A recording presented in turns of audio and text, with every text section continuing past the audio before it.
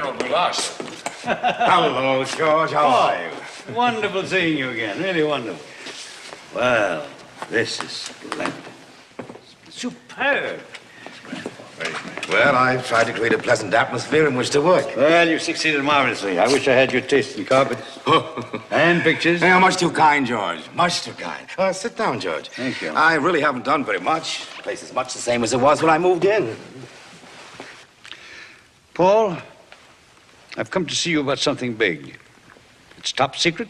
It must go no further than your chief of staff and not to him, unless you can trust his discretion. Of course.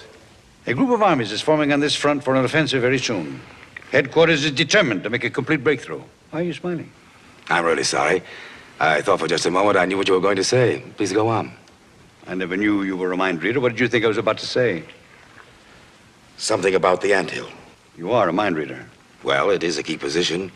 It's in my sector. To be perfectly honest, I've heard some talk. You know, there's nothing really secret around headquarters. Well, what do you think? Well, it's the key to the whole German position in this sector.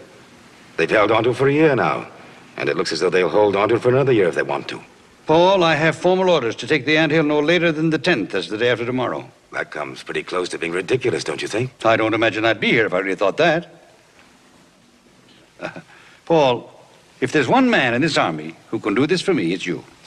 It's out of the question, George. Absolutely out of the question. My division was cut to pieces. What's left of it is in no position to even hold the anthill, let alone take it. I'm sorry, but that's the truth. Well, Paul, there was something else I wanted to tell you. However, I'm sure that you'll misunderstand my motives in mentioning it. What was it? Oh, you'll be bound to misunderstand. However, as your friend, maybe I should tell you. What are you trying to say, George? Paul, the talk around headquarters is that you are being considered for the 12th Corps. The 12th Corps? Yes, and with that another star. Now I've pushed it all I can. 12th Corps needs a fighting general, and you're overdue in that star. We both know that your record is good enough for you to refuse this assignment on the grounds you've stated. No one would question your opinion. They'd simply get someone else to do the job. So, you shouldn't let this influence your opinion, Paul. Oh, I'm sorry. Have a cognac? No, thanks, Paul. Not before dinner.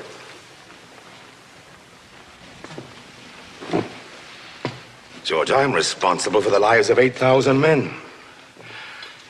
What is my ambition against that? What is my reputation in comparison to that? My men come first of all, George. And those men know it, too. Because I know that they do. You see, George, those men know that I would never let them down. That goes without saying. The life of one of those soldiers means more to me than all the stars and decorations and honors in France. So, you think this attack is absolutely beyond the ability of your men at this time? I didn't say that, George. Nothing is beyond those men once their fighting spirit is aroused. But, Paul, I don't want to push you into it if you think it's ill-advised. Don't worry, George. You couldn't do that if you tried. Of course, artillery would make an enormous difference. What artillery support can you give me? Well, I'll see. What about replacements? We'll see what we can do, but I feel sure that you can get along with what you have. Might just do it. Oh, Paul, I knew that I was right to come to you. You are the man to take the anthill. Now, as far as that star is concerned... That had nothing to do with my decision. If anything, it would sway me the other way. I realize that perfectly, Paul. Now, when do you say you'll see this coming off? No later than the day after tomorrow. We just might do it. If anyone today that has more of a scientific mind wants to understand the story of Adam and Eve, you should read it as a scientist. So Adam is like a scientist who's trying to understand reality and try to impose his theory upon reality.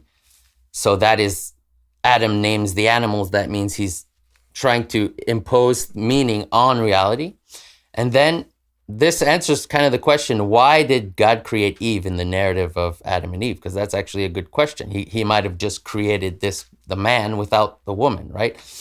But if you're a scientist, you can easily understand that, because the reason why he creates Eve is to counter what Adam is doing. And it's pretty clear in the language. If you read it in the original Hebrew, there's a lot of hints to that. It says it's not good that Adam is alone, basically. Because why? Because he needs a feedback mechanism for what he's doing, for his naming. because he can name phenomena, but he can't name himself. He can't see himself because he has a perspective. He's using his own perspective to view the world, but then he never bothers to, or he can't rather, look at himself. So what he needs is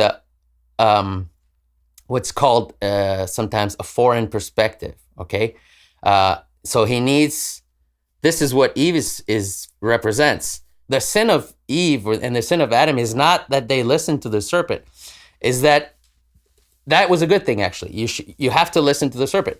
But the serpent tricked them. That's the whole thing. And how does it work? I mean, there's certain facts or certain puzzles that we don't have the ability to solve yet.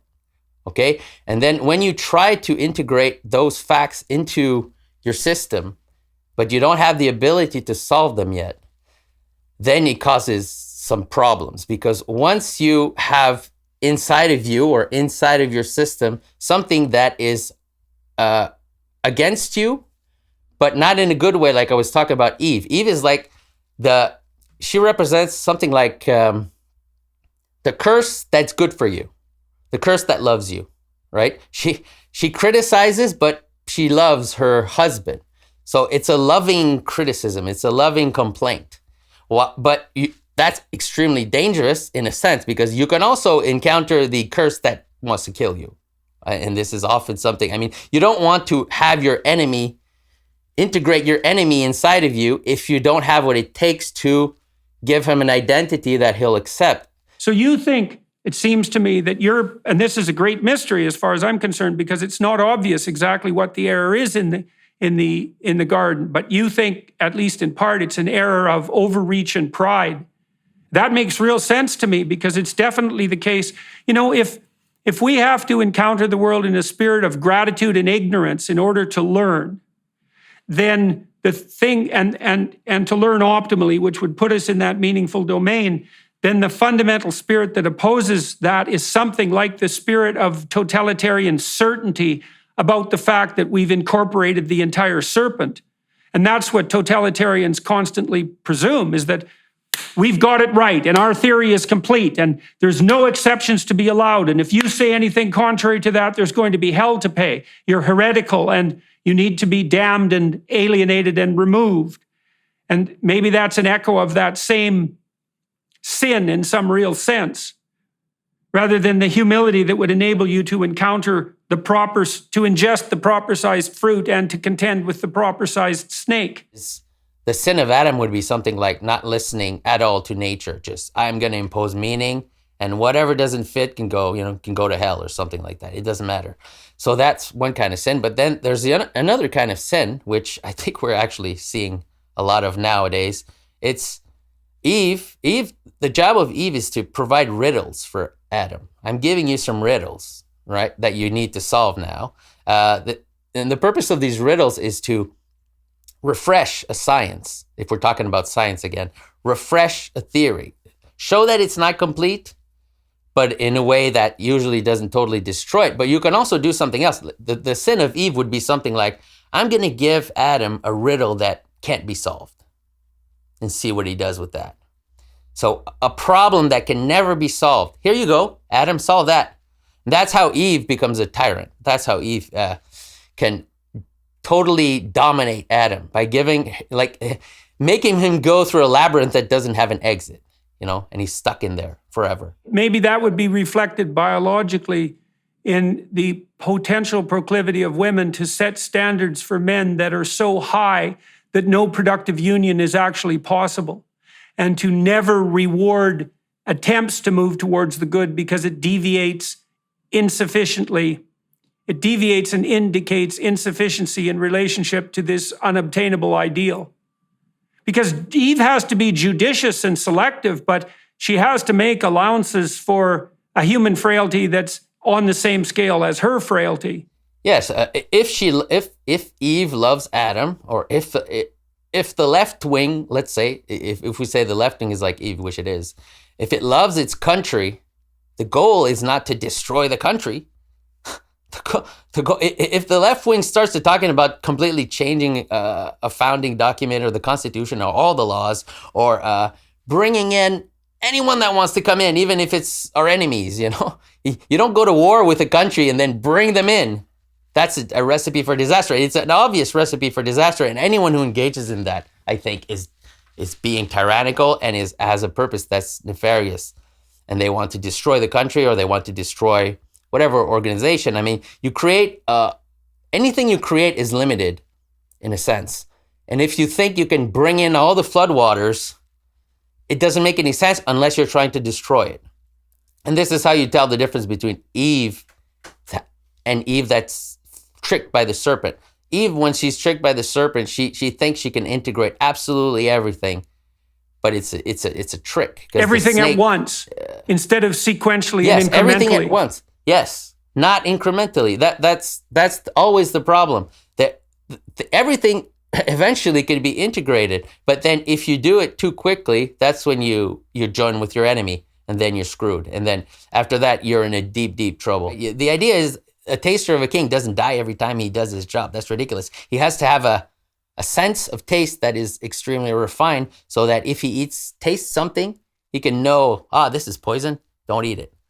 So that's part of the mystery of the female role in the Bible. It's like a woman with taste. The female can identify what's poisonous early so that it doesn't become so poisonous that it's destructive. And that's part of that discretion and judgment. Yes. And she can bring that to the attention exactly. of her mate.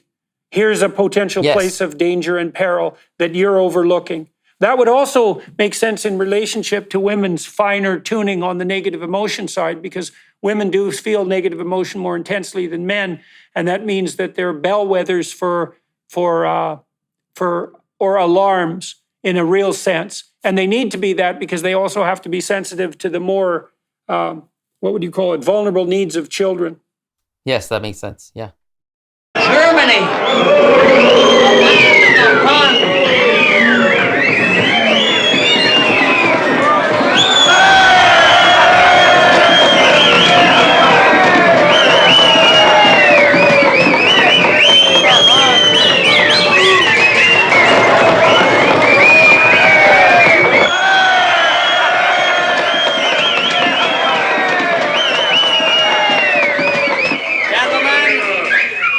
Pearl, washed ashore by the tide of war.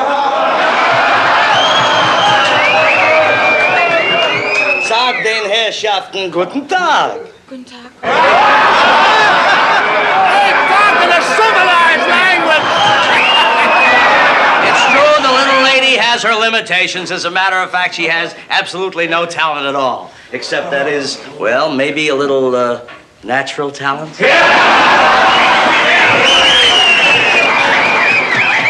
Little lady can't dance, she can't tell any jokes, and she can't balance rubber balls on her little nose. But she can sing like a bird. She has a throat of gold. Come on, honey, sing us a song. Come on.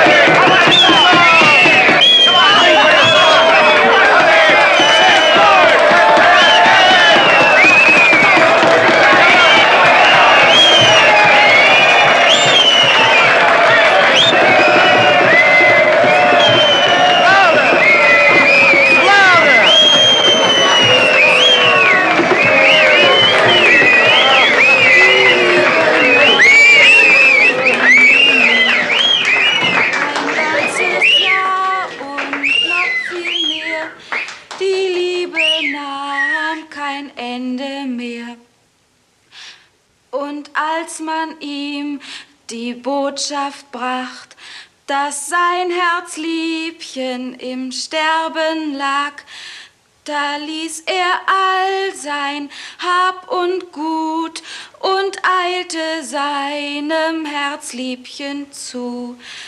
Da ließ er all sein Hab und Gut und eilte seinem Herzliebchen zu. Ach bitte, Mutter, bring ein Licht, mein Liebchen stirbt, ich seh es nicht. Das war ein treuer Gesang, der liebt sein Mädchen ein ganzes Jahr. Das war ein treuer Husar, der liebt sein Mädchen ein ganzes Jahr.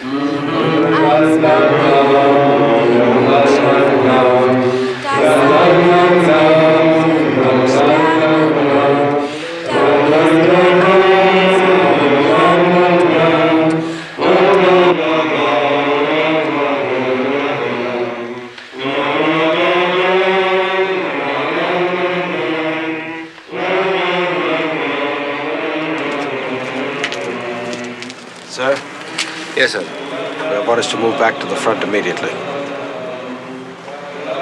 Well, give the men a few minutes more, Sergeant. Yes, sir.